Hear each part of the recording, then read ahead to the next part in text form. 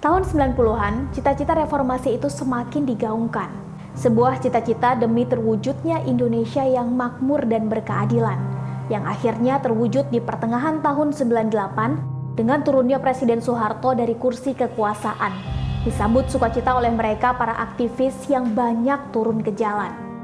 Saya memutuskan untuk menyatakan berhenti dari jabatan saya sebagai Presiden Republik Indonesia.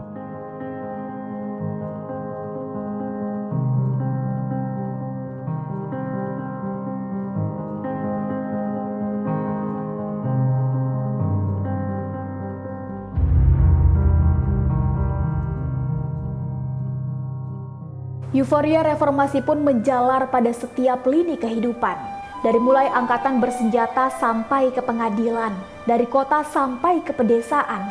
Rakyat pun mulai berani menatap masa depan. Dui fungsi dihapuskan. Berdirinya KPK yang garang itu menjadi salah satu yang dibanggakan. Negara bebas dari jerat hutang adalah salah satu yang paling dicita-citakan. Kini, 22 tahun sudah reformasi itu berjalan.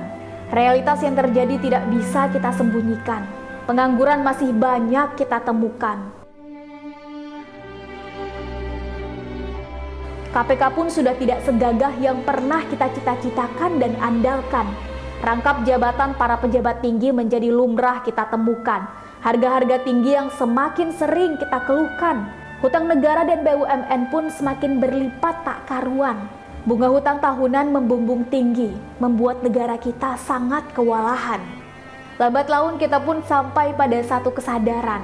Ini bukan reformasi yang dulu rakyat cita-citakan. Reformasi ini seolah dibajak di tengah perjalanan dan dijauhkan dari tujuan oleh mereka para pencari keuntungan, para pencari kesempatan di tengah kesempitan. Selama masih mengalir di tubuh kita akan serot untuk memperjuangkan hak. Namun kita tidak boleh jatuh ke dalam keputusasaan. Kini saatnya semangat reformasi 22 tahun lalu itu kembali kita teguhkan. Kita dorong pemerintah untuk kembali setia pada cita-cita luhur kemerdekaan. Kita dorong DPR untuk kembali kritis, menjadi penyambung suara rakyat yang diwakilkan. Kita dorong para penegak hukum untuk dikdaya dan menunjukkan keperkasaan, unjuk taring di hadapan para pengambil keuntungan yang merugikan. Kita dorong pula para aktivis yang kini mungkin sudah nyaman dengan jabatan untuk kembali kepada idealisme yang dulu mereka sangat banggakan dan agungkan. Untuk memberi yang terbaik kepada negeri ini yang memberikan kita nafas kehidupan. Karena negeri ini sudah sangat berhak untuk mengecap kejayaan. Rakyat negeri ini sudah sangat berhak untuk mendapatkan kebahagiaan. Indonesia ini layak untuk kita sebut dengan penuh kebanggaan dan negara lain sebut dengan penuh penghormatan dan penghargaan.